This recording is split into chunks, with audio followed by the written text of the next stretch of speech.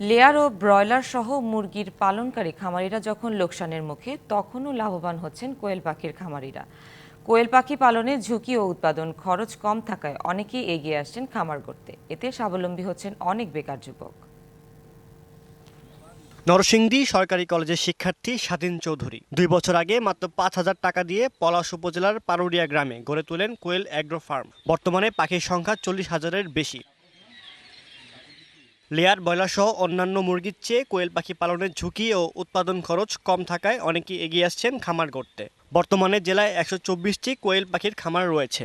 আমিও চাই লেখাপড়া পাঠালে যে কোনো একটা উদ্যোক্ত হতে পারি, লেখাপড়া করতে পারবো, ফ্যামিলি সব দায়িত্ব আমি নিতে পারবো। বেকার যুবক এরা যদি ওই রকম ফার্ম দিয়া অগ্রগতি হয়, তাহলে মনে হয় বাংলাদেশটা আরেকটু ঊর্ধ্বের দিকে ওটার স্বাবলম্বী হওয়ার সম্ভব। খামার থেকে ডিম ও পাখি নিতে অনেকে আসছেন বিভিন্ন এলাকা থেকে। এখন প্রায় আমার এখানে প্রায় 40 থেকে 35,000 পাখি রয়েছে।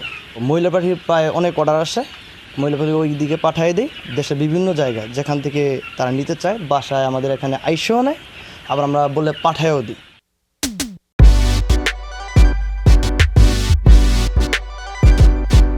নতুন এই খাতকে এগিয়ে নিতে সব ধরনের পরামর্শ দেওয়ার কথা জানিয়েছেন প্রাণী সম্পদ অধিদপ্তর।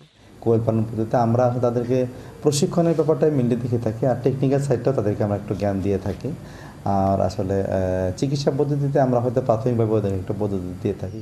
এদিকে কোয়েল পাখির খামার গড়ে মাসে প্রায় 1 লাখ টাকা আয় করছেন মানিকগঞ্জের সিংগাইর উপজেলার 9ম শ্রেণী পড়ুয়া মাদ্রাসা ছাত্র সুরুজ।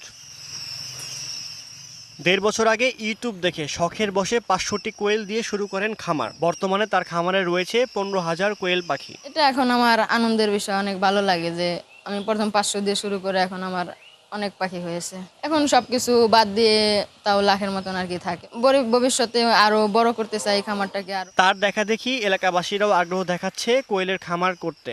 সেও এবার পালে আমার ভবিষ্যতে বড় করার পরিকল্পনা আছে, আমার ইচ্ছা আছে। যদি ওর কথা শুনে আরেকজন 10টা 50টা 100টা পালে একটা উদ্যোগ হইলে পরে সেও 2 পয়সা পাইলো। ভবিষ্যতে নিজের খামার আরো বড় করে বেকারদের কর্মসংস্থান করতে চায় সুরুজ বিশ্বাস। DBC news desk.